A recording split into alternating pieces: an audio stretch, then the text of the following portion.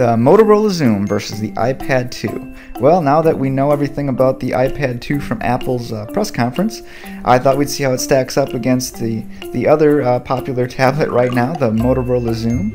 And I know a lot of people were expecting Apple to really drop the hammer on all other tablets and pretty much make them all obsolete with better resolutions and processors, but that wasn't necessarily the case, as you'll see. So let's see how the Xoom and the iPad stack up against one another. As far as operating systems go, this one pits the Google Android 3.0 Honeycomb operating system, which is their tablet-only operating system, versus iOS 4.3. Both of them are pretty nifty, have lots of cool features. One thing you do get with Android 3.0 is Flash, or you will get it shortly, whereas iOS and Apple have said, absolutely not. We're not putting Flash on our devices, so that's one thing to keep in mind. You do get true multitasking with Honeycomb, and you do get quasi-multitasking with iOS, but they're both intuitive, easy to use, and definitely nice operating systems for a tablet. As far as processors go, they're both fast, both very powerful processors, 1 GHz dual-core processors in both of them. One's running the NVIDIA Tegra 2, that's the Xoom, and the iPad 2 is running Apple's own A5 chip.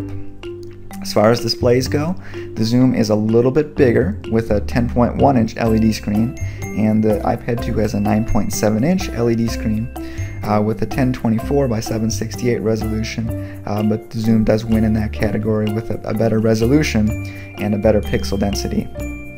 As far as memory goes, the Xoom is packing a full gig of RAM, whereas the iPad 2 only has 512 megabytes of RAM, but both of them are so far showing to be fast in tests.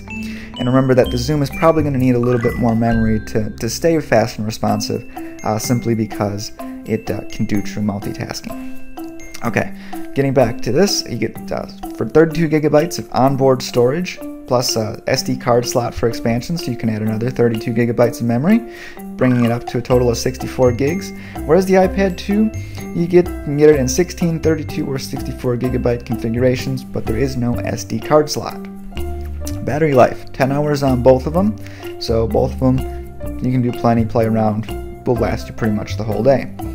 As far as cameras go, the Xoom has a pretty decent camera, 5 megapixel rear camera, 2 megapixel front camera for video chat, whereas the iPad 2, well, they pretty much have decided that nobody's going to be using their tablet to take pictures of things, because the rear camera is a 720p HD video camera, as they've called it, but that means that it's actually less than a megapixel, and it does not have any flash on it for taking pictures.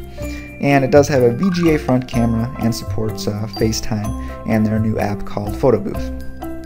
As far as connectivity goes, you get 3G, 4G, Wi-Fi, and Bluetooth with the Xoom, but no 4G in the iPad 2, just 3G, Wi-Fi, and Bluetooth. So if you live in a 4G coverage area, that might be something to consider. A lot of us don't have 4G coverage yet, especially from Verizon, which is the service that the Xoom provides theirs through.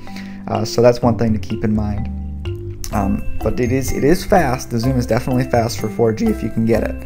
So just something to consider. As far as weight goes, 1.6 pounds for the Xoom. It's a little bit heavier than the iPad 2, which has been lightened up a little bit to 1.33 pounds.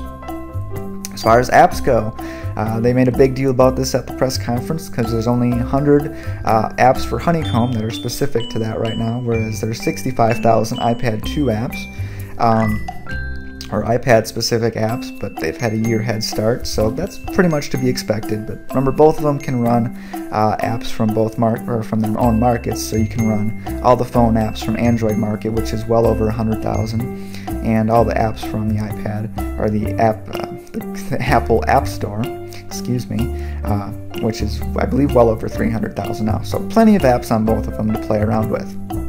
A couple other things that you might be interested in is that you get a barometer, a compass, an accelerometer, a light sensor, a GPS, a gyroscope, and the ability to play flash videos on the Xoom, whereas on the iPad 2, you don't get the ability to play flash, and you do get a GPS, but only in the 3G version, but you get that nice gyroscope for playing games, a digital compass, the same another ambient light sensor, an accelerometer, and their new smart covers, which are actually a really cool way to not only protect the screen of your of your iPad 2, but also to prop it up for video chat or prop it up to use it as a keyboard. So there you have it. That's the Motorola Xoom versus the iPad 2. What do you guys think? Which one are you more interested in getting? One thing I didn't mention here is price. The Motorola Xoom only comes right now in a $800 price point, but you can get it for $200 less if you sign up for a 2-year contract with Verizon. That'll get you the 3G and 4G versions. Whereas the iPad 2 starts at $500, but it comes in about $720 for a similarly configured one to the Xoom. So let me know what you think. Thanks for watching today's video. Be sure to come check us out at gpsmaestro.com for all things related to tablets, GPS, apps, and so much more. And thanks for watching. We'll see you next time.